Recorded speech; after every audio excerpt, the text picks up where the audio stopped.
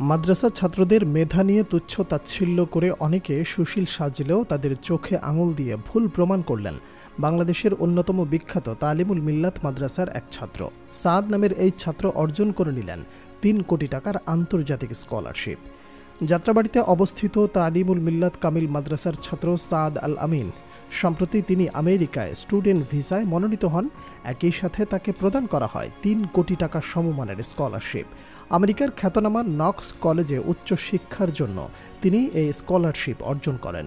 তালিমুল মিল্লাত কামিল মাদ্রাসা যাত্রাবাড়ি ক্যাম্পাসের অধ্যক্ষ ডক্টর খলিলুর রহমান মাদানী এই সুখবর নিশ্চিত করেন গণমাধ্যমকে।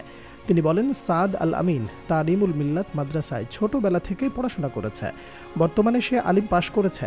নিজের চেষ্টা আর পরিশ্রমের কারণে সে আজ এই সাফল্য অর্জন করেছে। আমি তার জন্য অন্তরের অন্তঃস্থল থেকে দোয়া করি।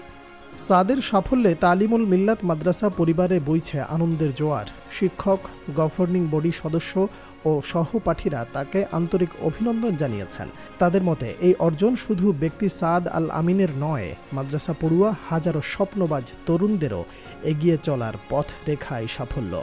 উল্লেখ্য, সাদকে স্কলারশিপ দেয়া নক্স কলেজ যুক্তরাষ্ট্রের ইলিয়ন অঙ্গরাজ্যের গ্যালসবার্গে অবস্থিত একটি বেসরকারি লিবারেল আর্ট কলেজ। এটি 1837 সালে প্রতিষ্ঠিত হয়। এখানে 60টিরও বেশি কোর্সে পড়ার সুযোগ রয়েছে দেশি বিদেশি শিক্ষার্থীদের। খ্যাতনামা এই কলেজে স্কলারশিপ নিয়ে পড়ার সুযোগ পেয়ে সাদ আল আমিন এখন অনুপ্রেরণা যোগাচ্ছেন অন্যদের। সাদ বলেন, যদি ঢাকার এক মধ্যবিত্ত ঘরের ছেলে হয়েও আমি আজ স্বপ্ন বাস্তবায়নের পথে পা রাখতে পারি, তবে আপনিও পারবেন।